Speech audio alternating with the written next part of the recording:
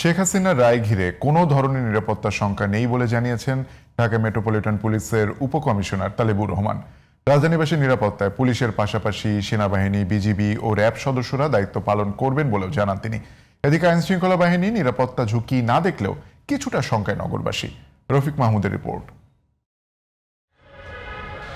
মানবতা বিরোধী অপরাধ মামলায় শেখ হাসিনা সহ ৩ জনের বিরুদ্ধে সোমবার প্রথম রায় ঘোষণা করতে যাচ্ছে আন্তর্জাতিক অপরাধ ট্রাইব্যুনাল। রায় ঘিরে রোববার এবং সোমবার রাজধানীসহ সারা দেশে কমপ্লিট শাটডাউন কর্মসূচি ঘোষণা করেছে কার্যক্রম নিষিদ্ধ আওয়ামী লীগ।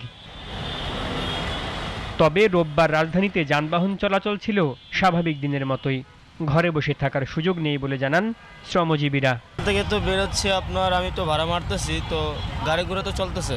সবাই চায় দেশটা ভালো থাকুক, শ্রমজীবী মানুষ ভালো থাকুক, সাধারণ মানুষ ভালো থাকুক। দেশের জন্য ক্ষয়ক্ষতি হওয়া এটা ঠিক না আমার মতে।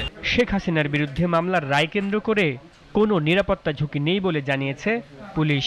টহল কার্যক্রম বাড়ানো হয়েছে, বাইরে বিভিন্ন গুরুত্বপূর্ণ এবং কৌশলগত স্থানে পুলিশের চেকপোস্ট বসানো হয়েছে, তার বাইরে গোয়েন্দা নজরদারি তো আছেই।